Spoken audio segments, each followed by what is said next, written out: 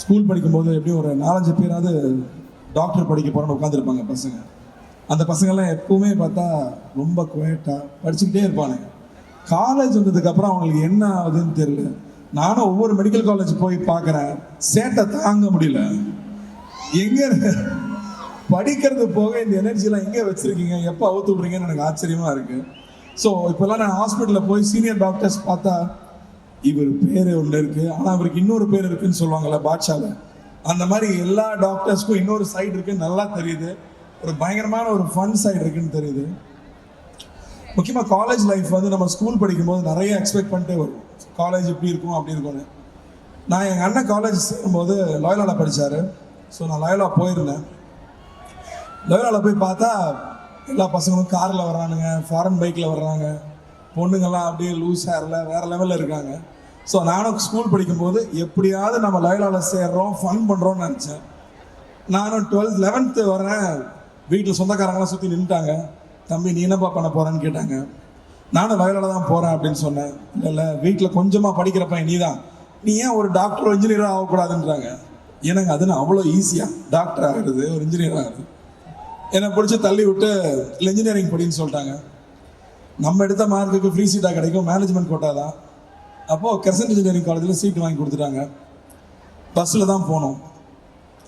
First day பஸ்ஸில் போய் ticket வாங்கணும். கிரசன்ட் இன்ஜினியரிங் காலேஜ் டிக்கெட் கொடுங்கன்னு கேட்டால் சீனியர்ஸ் பிடிச்சிக்குவாங்க, ரேகிங் நடக்கும். உங்களுக்கு ரேகிங் எல்லாம் உண்டா இப்போ? இல்லை போர் தான். ரேகிங் வந்து ஜாலியாக இருக்கும். So Crescent engineering college seat கொடுங்கன்னு கேட்க முடியாது. ஸோ வண்டலூர் ஜூக்கு அடுத்த காம்பவுண்ட்னால ஜூக்கு ஒரு டிக்கெட்னு கேட்டோம்னா கண்டக்டர் மேலேயும் கிளீன் பார்ப்பாரு, போக வேண்டிய ஆள் தான் நீங்கிற மாதிரி. ஸோ டிக்கெட் வாங்கிட்டு காலேஜ் போனோம். போய் இறங்கினா ஃபஸ்ட் டைம் அந்த ஃப்ரெஷர்ஸ் எல்லாம் ஒன்றா சேரும்போது எப்போவுமே தேடுவோம்ல, இந்த பேட்சில் அழகான பொண்ணுங்க எவ்வளோ பேர் இருக்காங்க. அப்படி பார்த்தா ஒரு 10 பொண்ணுங்க அழகான பொண்ணுங்க இருக்காங்க. சரி இதில் ஒரு 10 பொண்ணு ஒரு 2 பொண்ணாவது நம்ம கிளாஸ்க்கு வந்துடாதா அப்படின்னு கிளாஸில் போய் உட்காந்துட்டு ஜன்னலையே பார்த்துட்டு இருப்போம். ஒவ்வொரு பொண்ணாக போய்கிட்டே இருக்கும். நல்ல அழகான பொண்ணு வரும்போது ஒருவேளை நம்ம கிளாஸ்க்குள்ளே வர போகிறாங்களான்னு பார்த்தா நம்ம கிளாஸ் தாண்டி போயிடுவாங்க. அட என்னடா காலேஜுக்கு போனால் ஒரு லவ் நடக்கும், சந்தோஷமாக இருக்கலாம்னு வெயிட் பண்ணி பார்த்தா ஒவ்வொரு அழகான பொண்ணாக கிராஸ் பண்ணி போகிறாங்க. எல்லாரும் எங்கே போகிறாங்கன்னு பார்த்தா எல்லாம் கம்ப்யூட்டர் சயின்ஸுக்கு போயிட்டு இருக்காங்க. நம்மளும் மெக்கானிக்கல். ஐயோ பிரான்ச் மாற்ற முடியாதான்னு தவிக்கிறேன். ஆனால் ஒன்றும் நடக்கலை. பார்த்தா எல்லா அழகான பொண்ணுங்களும் இசிஇலையோ இல்லை கம்ப்யூட்டர் சயின்ஸில் தான் போய் சேருவாங்க. அப்போ தெரியல மெக்கானிக்கல் எவ்வளோ கெத்துன்னு. அதுக்கப்புறம் தான் தெரிஞ்சது அழகான பொண்ணுங்களை கரெக்ட் பண்ண பசங்கள்லாம் மெக்கானிக்கல் பசங்க. நமக்கு அது நடக்கல, அது விட்டுருங்க. பட் காலேஜ் வந்து அப்படி தான் ஆரம்பிச்சுது. ஸோ நம்ம கனவு ஒன்று, நடந்தது ஒன்று. பட் ஸ்டில் நம்ம எக்ஸ்பெக்டேஷன் வேறையாக இருந்தாலும் காலேஜ் லைஃப் மாதிரி பெஸ்ட் எதுவுமே கிடையாது. இந்த வாழ்க்கைங்கிற ஒரு பெரிய ஒரு ஜங்கிள் இருக்கு இல்லையா, ஒரு பயங்கரமான காடு இருக்குது. அதுக்கு போகிறதுக்கு முன்னாடி நம்மளை தயார் பண்ணுறது காலேஜ் லைஃப் தான். இங்கே கிடைக்கிற ஃப்ரெண்ட்ஸ் ஆகட்டும், இங்கே கிடைக்கிற டீச்சர்ஸ் ஆகட்டும், இங்கே வந்து எல்லா கலர்லையும் மக்களை பார்த்துருவோம். அதுக்கப்புறமா அதை தாண்டி போகும்போது நமக்கு ஏதாவது ஒரு பிரச்சனைனா நம்ம கேட்காமையே நம்ம கூட வந்து நிற்கிற ஃப்ரெண்ட்ஸ் கிடைப்பாங்க. ஸோ அது மாதிரியான பெஸ்ட் பீரியட் காலேஜ் லைஃப் தான். ஸோ ஐம் ஸோ ஜெலஸ் அந்த பீரியடில் நீங்கள் இப்போ இருக்கீங்க. I'm so happy. எங்களுக்கும் காலேஜ் கல்ச்சரல்ஸ் நடக்கவே இல்லை. நாங்கள் ரொம்ப சண்டை போட்டு ஒரே ஒரு நாள் கல்ச்சரல்ஸ் அலோவ் பண்ணாங்க. உங்களுக்கு 3 நாள் கல்ச்சரல்ஸு. அதுவும் இந்த பேட்ச் ரொம்ப லக்கின்னு நினைக்கிறேன். 4 வருஷமாக இல்லாமல் உங்களுக்கு கிடைச்சிருக்கு. இந்த கல்ச்சரல்ஸ் நடக்கிறத விட அந்த கல்ச்சரல்ஸ்க்கு முன்னாடி ஓடி வாங்கிட்டு ஓபி அடிப்போம் தெரியுமா, ஒரு மாதம் ப்ராக்டிஸ். அந்த ஓபி அடிக்கிற பீரியட் மாதிரி கிடைக்கவே கிடைக்காது. ஸ்பான்சர் வாங்க போறான்னு ஒரு பேட்ச் கிளம்பும், டான்ஸ் ப்ராக்டிஸ்னு ஒரு பேட்ச் கிளம்பும். இதுதாங்க ஃபன்னு. அந்த ஃபன் பீரியட்லாம் நீங்கள் என்ஜாய் பண்ணியிருக்கீங்கிறது ரொம்ப ரொம்ப சந்தோஷம். ஏன்னா கொஞ்ச நாளுக்கு அப்புறம் உட்காந்து யோசிச்சு பார்க்குறப்போ நம்ம பசங்ககிட்ட ஷேர் பண்ணிக்கிற பெஸ்ட் மூமெண்ட்ஸ் வந்து இந்த ப்ரிப்பரேட்டரி பீரியட் தான். அது கிடைக்கவே கிடைக்காது. அண்ட் நீங்கள் எல்லாரும் டாக்டர்ஸாக இருக்கீங்க. எல்லாருமே டாக்டர்ஸா இல்லை எல்லாம் மற்ற காலேஜ் இங்கே மிக்ஸில் இருக்கீங்களா? எல்லாம் டாக்டர்ஸ். ரொம்ப சந்தோஷம். ஏன்னா டாக்டர்ஸ் நீங்கள் வந்து ஹாஸ்பிட்டலில் இருக்கும்போது நீங்கள் வந்து கவலைப்படாதீங்க ஒன்றும் ஆகாதுன்னு சொல்லுவீங்கள்ல, அது அந்த மாதிரி ஒரு ஸ்மைல் பண்ணிக்கிட்டே சொன்னால் அவ்வளோதான், பாதி வியாதி போயிடும். பட் ஐ ஆல்சோ சி டாக்டர்ஸ்க்கு இருக்கிற காம்படிஷன் இன்னொரு டாக்டர் இல்லை. இன்றைக்கி கூகுள் தான் பெரிய காம்படிஷனாக இருக்குது. பாதி பேர் கூகுளில் படிச்சுட்டு வந்துட்டு இல்லை கூகுளில் இந்த மருந்து சொல்கிறது, நீங்கள் எந்த மருந்து கொடுக்குறீங்கன்னு கேட்குறாங்க. ஸோ எங்களெல்லாம் நீங்கள் எப்படி சமாளிக்க போகிறீங்கன்னு தெரியல. இப்போ ஏஐ வேற வருது, அது வந்து என்ன பாடுபடுத்த போகுதுன்னு தெரியல. But I'm so happy for all of you. for first choosing to be doctors. You're all very special people. Covid டைமில் பார்த்தோம் டாக்டர்ஸ் எவ்வளோ முக்கியம், நீங்கள் எவ்வளோ பெரிய சர்வீஸ் பண்ணியிருக்கீங்கன்னு சொல்லி டாக்டர்ஸ் கம்யூனிட்டிக்கே நான் ஒரு பெரிய நன்றி சொல்லிக்கிறேன். So thank you for choosing. Anatomy எல்லாரும் கிளியர் பண்ணிட்டீங்களா? கேட்டு தான் வந்தேன், இன்னும் ரொம்ப டஃப் சப்ஜெக்ட். இன்ஜினியரிங் எடுத்தால் மேத் 1, மேத் 2, மேத் 3 ரொம்ப டஃப். அனாட்டமி கிளியர் பண்ணிங்கன்னா ரொம்ப சந்தோஷம்தான். அண்ட் பெருசாக அட்வைஸ் பண்ணுறதுக்கு ஒன்றும் இல்லை. So happy for you. நடந்து போன முடிஞ்ச விஷயத்தை பற்றி யோசிக்காதீங்க. என்ன நடக்கணும், என்ன பண்ணணுங்கிறத பார்த்துட்டு போயிட்டே இருங்க. You will always get what you want.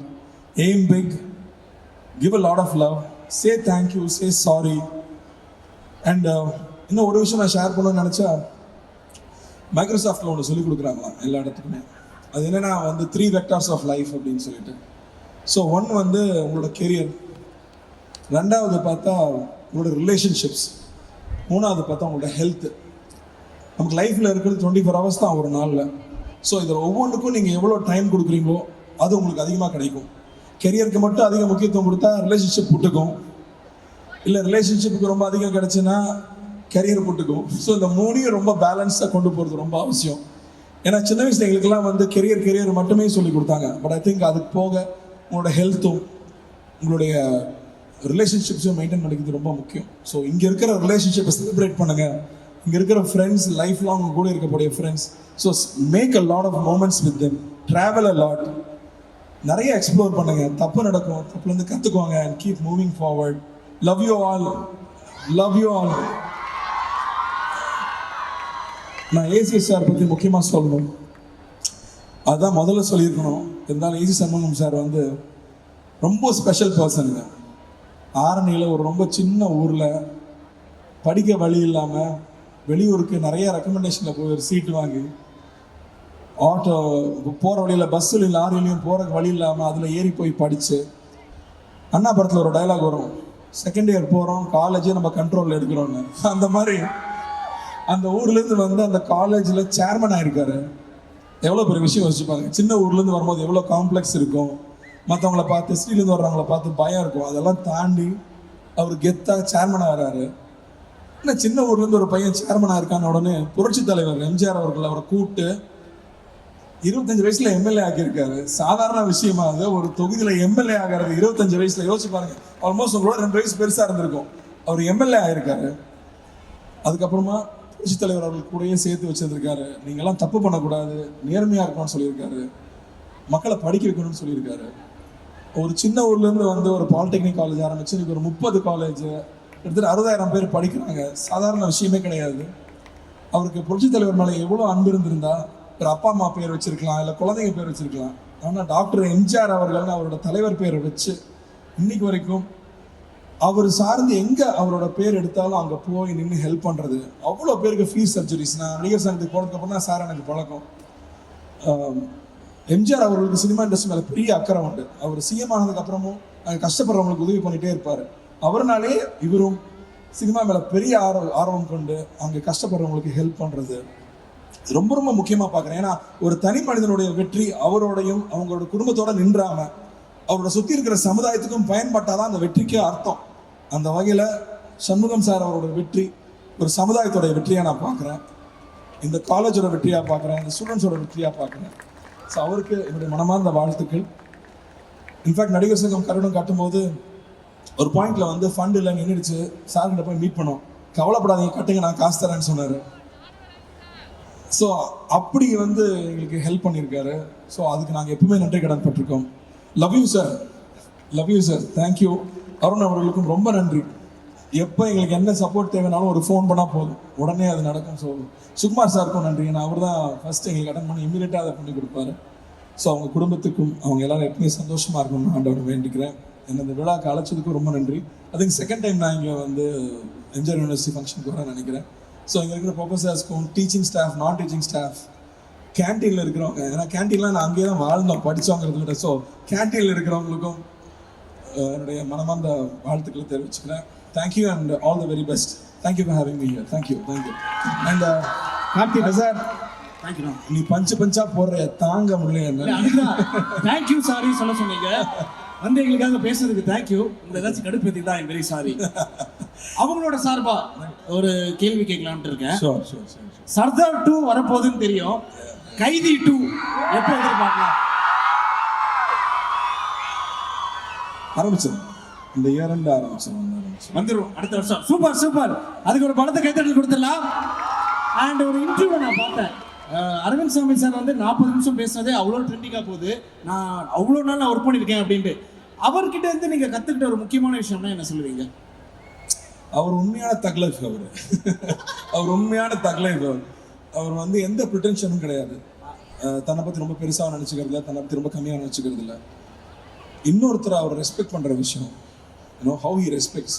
And அவருக்கு ஒரு நாலேஜ் இருக்குன்னா அது எல்லாருக்கூடையும் ஷேர் பண்ணிக்கணும், எல்லாரும் பெனிஃபிட் ஆகணும்னு நினைக்கிற விஷயம்.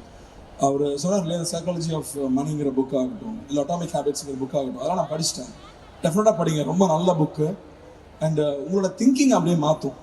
அண்ட் அவர்கிட்ட இன்னொன்று பிடிச்சது என்னென்னா, அவர் பெரிய பணக்காரர், அவர் வேலை செய்யணும்னு அவசியமே கிடையாது. ஆனால் அவரோட பேஷனை ஃபாலோ பண்ணுறது, எவ்ரிடே எங்கேஜிங்காக இருக்கிறது, புது புது விஷயங்களை கற்றுக்கிட்டே இருக்கிறது, அவருக்கு தெரியாத விஷயத்த போய் படிச்சுக்கிட்டே இருக்காரு, கான்ஸ்டண்ட்டாக படிக்கிறாரு, கான்ஸ்டண்ட்டாக தெரிஞ்சுக்கிறாரு. இப்போ சொல்லுவாங்க இல்லையா, எவ்ரி 5 இயர்ஸ் நம்ம அவுடேட் ஆகிட்டே இருப்போம், மார்க்கெட் மாறிட்டே இருக்கும், நம்ம பழசாகிட்டே இருக்கும். ஸோ நம்ம கற்றுட்ட விஷயங்களை சிலது அன்லேர்ன் பண்ணணும், சிலது புதுசாக கற்றுக்கணும். அது ரொம்ப முக்கியமான லெசனை நான் பார்க்குறேன் அவர்கிட்ட கற்றுக்கிட்டது. அண்டு அவர் அழகுன்னு சொன்னால் சிரிப்பார், ரொம்ப சொல்லாத விட்றா என்ன அப்படின்னாரு. பட் உண்மையாக ஒரு அழகு தான். I mean inside and outside. Okay.